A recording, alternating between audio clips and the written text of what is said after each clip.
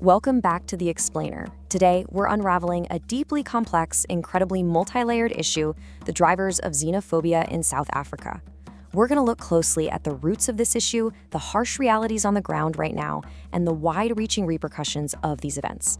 My goal today is to help you truly understand the forces at play here by breaking down the source material step by step right here on screen. Okay, let's dive into this. We'll be taking a structured root and branch approach to unpack these highly charged events. First, defining the target. Second, shadows of apartheid. Third, economics and governance. Fourth, the ripple effects. And finally, number 5, scapegoating and future risks. All right, section 1, defining the target. Before we analyze the causes, we absolutely need to establish exactly what we're looking at. Our source specifically defines xenophobia in the South African context as hostility, discrimination, and violence directed primarily at African and Asian migrants. We're talking about people arriving from countries like Zimbabwe, Mozambique, Nigeria, Somalia, and Pakistan. Now, what's really interesting about this definition is how it distinguishes this phenomenon from general racism. It specifically targets foreign nationals, regardless of their race. However, and this is a really tough reality, the data makes it painfully clear that Black African migrants, unfortunately, bear the absolute brunt of the violence. And, this brilliantly illustrates one of the fundamental problems we're looking at here, the massive gap between reality and rumor. Based on verified UN and Stats SA data from 2022, there are roughly 4.2 million foreign-born residents in South Africa. That's about 7% of the total population. But in the data vacuum created by undocumented migration, these wild, unverified rumors circulate. You literally have voices out there claiming up to 13 million foreigners are in the country. That huge gap between 4.2 million and 13 million, that is exactly the kind of misinformation that fuels public anxiety and tension. Moving on to section 2, shadows of apartheid. Because to understand the present, we really have to look at the foundation laid in the past. Let's walk through this timeline together. Pre-1994, the apartheid government strictly isolated South Africans and heavily promoted this concept of South African exceptionalism. Migration was heavily restricted through things like the Aliens Control Act, which explicitly framed foreigners as security threats. Then, 1994 happens. Democracy arrives. Because many ANC leaders had lived in exile in neighboring countries, there was this sudden, massive expectation of Pan-African solidarity. But here's the catch. The gap between that beautiful ideal and the harsh reality of post-apartheid life basically created a powder keg. When promised jobs and services didn't materialize, that old isolationist conditioning clashed with the new reality. This exploded into global view in 2008 with the first major wave of attacks, followed by resurgences in 2015 and again in 2019, which, by the way, were heavily amplified by social media. Which brings us to section 3, economics and governance. Now, what's really interesting about this slide is how the economic reality acts as the primary spark for everything we're discussing. 32.9%. That is the South African unemployment rate as of the first quarter of 2024. Just take a second to think about that number. In 1994, unemployment was at 20%. Today, it is absolutely skyrocketed.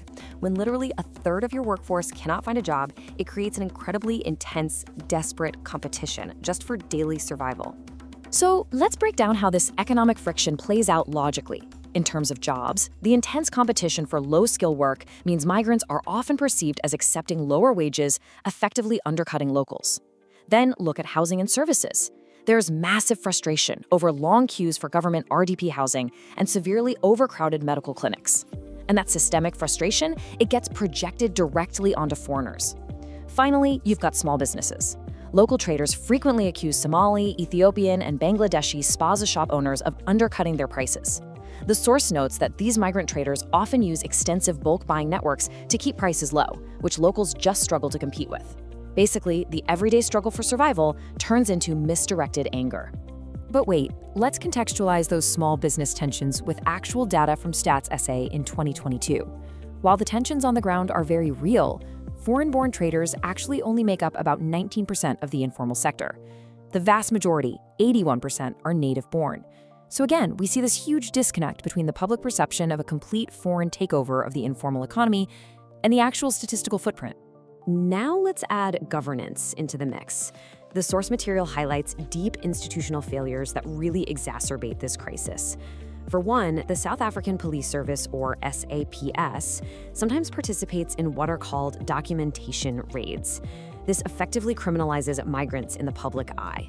On top of that, there's documented corruption at home affairs.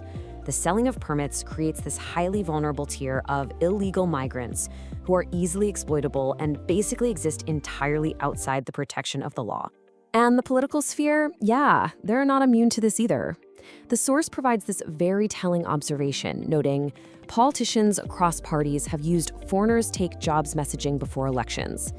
2019 ANC campaign materials in Gauteng referenced illegal foreigners. During election cycles, this kind of political rhetoric basically acts as fertilizer for xenophobic sentiment, using a marginalized group as a convenient political strategy. So, when you combine that severe economic desperation with systemic governance failures, you get the social fuel for violence. First, there's relative deprivation. You have townships that bravely fought apartheid but remain impoverished 30 years later, and foreigners become the visible scapegoats for those unmet promises. Second, there's the crime narrative. South Africa's high crime rates are frequently blamed on foreign syndicates, even though SAPS data shows that most violent crime is actually committed by South Africans. Finally, digital misinformation literally pours gasoline on the fire. Unverified claims spread like wildfire via WhatsApp voice notes and Facebook posts, with campaigns like #PutSouthAfricaFirst amplifying the 2019 violence. All right, moving to Section 4, the ripple effects, because the fallout from these events extends far, far beyond South Africa's borders. Let's systematically walk through the immense collateral damage here. Diplomatically, it's a huge strain. In 2019, Nigeria temporarily withdrew its ambassador, and the African Union issued strong condemnations, which severely hurt South Africa's brand as the gateway to Africa. Economically, we see massive capital flight. There were even direct reprisals against South African corporations like MTN and ShopRite in Nigeria. Regionally, it's disruptive too. Neighboring countries like Zimbabwe and Mozambique heavily rely on remittances from workers in South Africa. So when violence disrupts that, the entire region feels the squeeze. But above all is the human cost, the trauma, the internal displacement, and tragically, the medical group Doctors Without Borders, or MSF, actually documented the denial of healthcare to migrants during these outbreaks. Which brings us to our final section, number 5, scapegoating and future risks. We're going to impartially look at some of the highly charged conclusions drawn by the source material. The author of our source text raises this very provocative question directly to the reader. How hardworking or lazy are the South Africans? How productive or unproductive are they? Now, the author explicitly poses this challenge to argue that underlying domestic issues of productivity and work ethic are being ignored in favor of easier targets. Essentially, the source firmly argues that xenophobia is ultimately a scapegoating move. It's an evasion tactic. The thesis here is that economic dissatisfaction is the root problem, but misdirecting that anger towards foreigners means systemic failures, governance rot, and domestic productivity issues remain completely unaddressed. As long as foreigners take the blame, South Africa's actual internal problems are left unsolved. And that leads to the source's final, pretty chilling thought. Isolation of a country is an ugly business. The text warns that alienating the rest of Africa risks severe, long-term harm. If South Africans display what the author calls an inhumane side, other African nations can simply turn their backs on them diplomatically and economically. Violence breeds more violence, instability, and chaos. It really leaves us with the critical question to ponder. What is the true, long-term price of scapegoating your neighbors instead of fixing your own house? Thank you so much for joining me on this explainer. Keep learning, keep questioning, and I'll catch you next time.